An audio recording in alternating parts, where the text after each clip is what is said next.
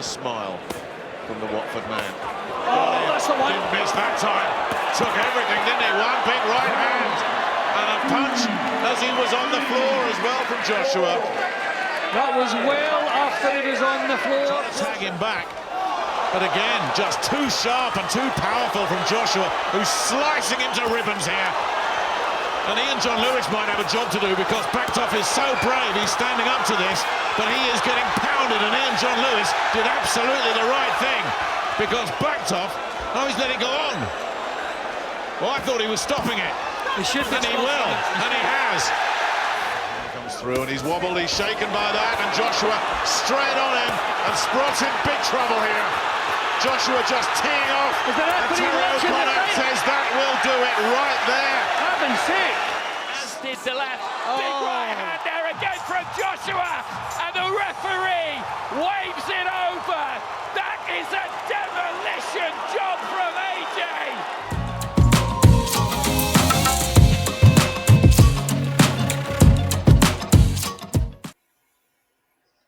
Ah, lovely. Best invention ever. Stops you smoking, it stopped me out.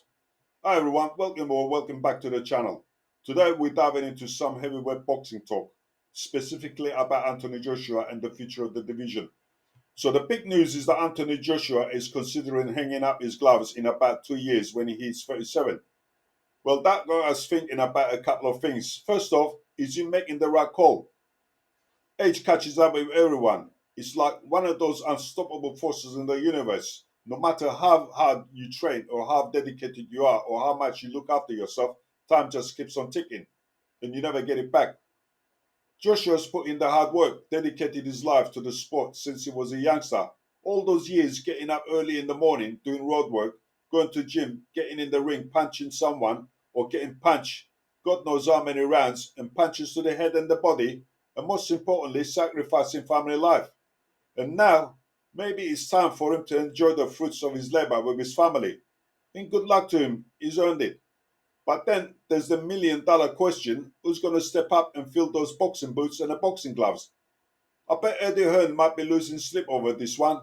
I'm sure he's having a nightmares where he's going to find the next goose that laid the golden eggs. I mean, who's going to keep those bank balances looking healthy?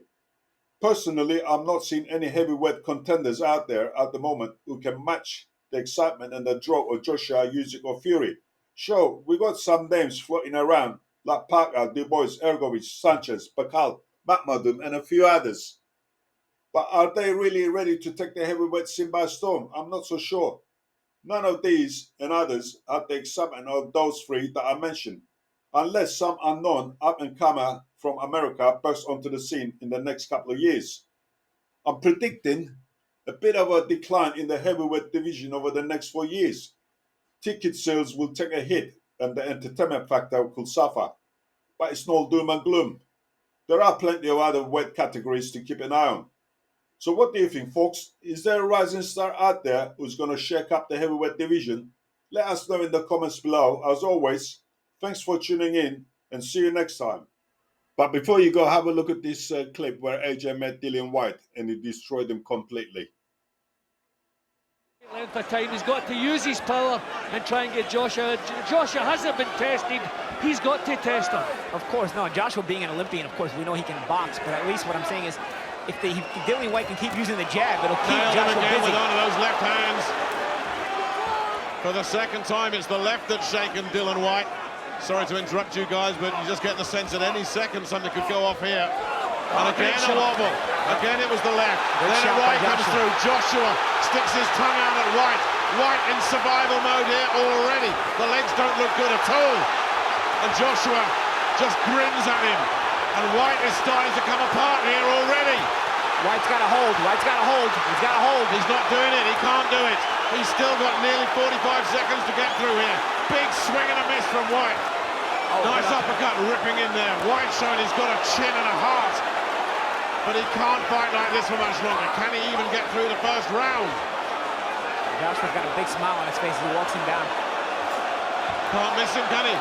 Whyte just swinging and hoping, and Joshua smirking at him with contempt.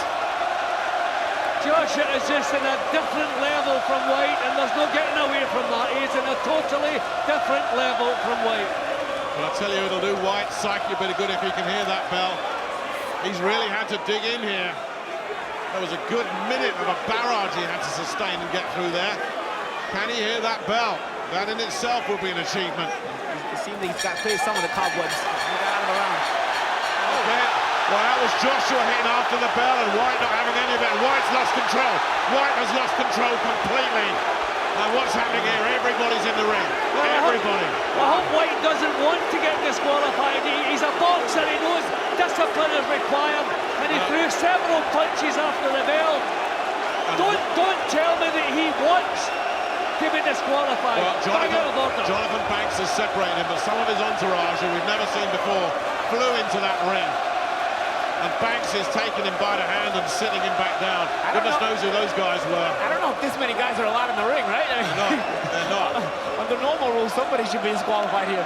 Listen, he was hit after the bell, there's no question about that. He reacted to that, you can't blame him, but he should not have continued to react to it. He would still be throwing punches at Joshua now if they hadn't pulled him away.